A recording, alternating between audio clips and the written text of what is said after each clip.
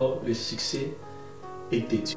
Tu ne peux jamais réussir si tu ne focuses pas sur toi-même et sur les choses que tu fais. Quel que soit tout ce que tu pourrais faire, il y aura toujours quelqu'un qui ne sera pas d'accord avec toi. Que tu le fasses mieux ou plus mieux, même excellent même, il y aura toujours quelqu'un qui ne sera pas d'accord avec toi. Même dans la vie de Jésus-Christ, nous voyons aussi un tel exemple. Jésus a marché avec les 12 apôtres et tous les 12 étaient choisis par lui-même Jésus. Il les a choisis pour marcher avec lui. Mais parmi ces 12, il y avait un qui n'était pas d'accord avec Jésus. Il y avait un qui n'aimait pas Jésus et qui a fini par le trahir, qui a fini par le livrer entre les mains de ses ennemis. Donc ne sois pas surpris si un jour quelqu'un que tu t'es compté, quelqu'un que tu pensais qu'il pouvait te supporter, et au moment des douleurs, au moment difficile, peut-être aussi au moment de ton élévation, il t'a lâché. C'est comme ça et la vie. Nous allons lire cette parole. Jean chapitre 6, verset 70. Je lis au nom de Jésus. Jésus leur répondit, n'est-ce pas moi qui vous ai choisi, vous les 12? Et l'un de vous est un démon. Il parlait de Judas Iscariote, fils de Simon, car c'était lui qui devait les livrer, lui, l'un des 12. Bien-aimé, imagine que Jésus, dans ses pensées, imaginait qu'il avait fait un très bon choix. Je ne sais pas quelles ont été les émotions de Jésus quand il a rencontré Judas pour la première fois.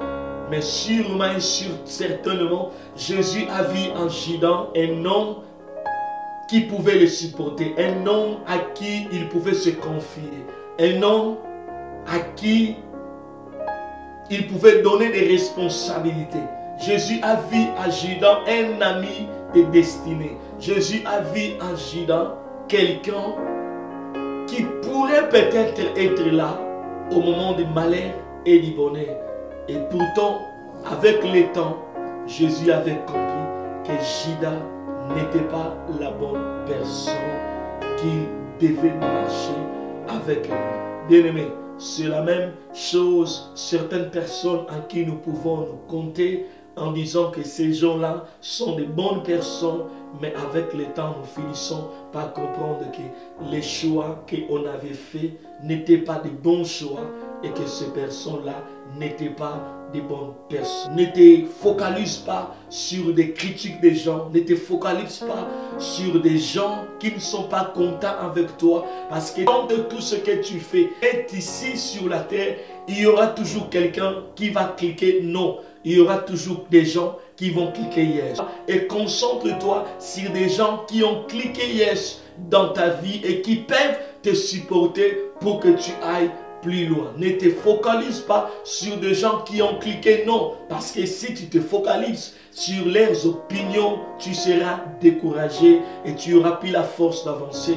Tu n'auras plus la force de progresser. Et la plupart du temps, quand tu te focalises sur des gens qui ont tenté de cliquer non dans ta vie, le retour sera quoi? Tu vas perdre la confiance à soi. Tu n'auras plus la confiance dans ce que tu fais. Tu n'auras plus la confiance dans ceux à qui tu as crié depuis le début. Tu n'auras plus la confiance dans ce que tu produis et tu vas perdre la force d'avancer.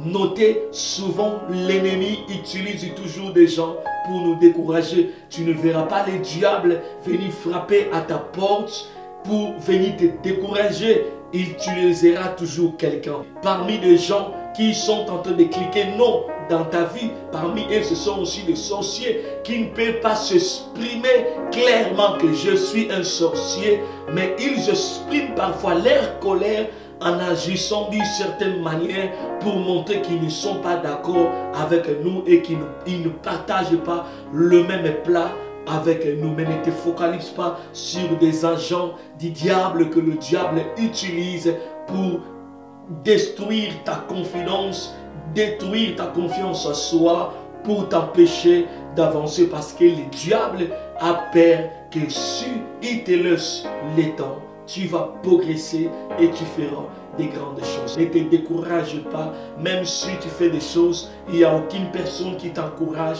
il n'y a aucune personne qui est avec toi. Sois fort, fortifie-toi, continue à avancer. C'est ainsi que Dieu avait dit même à Josué, Josué, fortifie-toi, prends courage. Ce que tu en as besoin, c'est la parole que l'Éternel t'a parlé depuis le début, avant que même que tu puisses commencer ce que tu es en train de faire. Si tu as Dieu à côté de toi, ça te suffit pour que tu avances, parce que l'Éternel est notre force. La Bible dit, avec Dieu, nous ferons des exploits. Non pas avec ton oncle, non pas avec ton papa, non même pas avec cette personne-là qui vient te quitter, parce qu'il n'est rien. Avec Dieu, si tu as Dieu, tu feras des exploits, et même ceux qui disent de mal contre toi changeront leur point de vie. Que le Seigneur Tout-Puissant vous bénisse. Je vous invite à venir à Freedom House Church. Si vous êtes à Manchester, ne manquez pas de venir dans notre service de la semaine ou dans notre culte de dimanche que nous commençons de 13h jusqu'à 15h30. Je suis sûr et convaincu, si vous venez dans ce lieu sera un lieu de bénédiction pour vous. Vous croyez que quand tu vas mettre le pied dans cette église, tu comprendras la volonté de Dieu dans ta vie. Que le Seigneur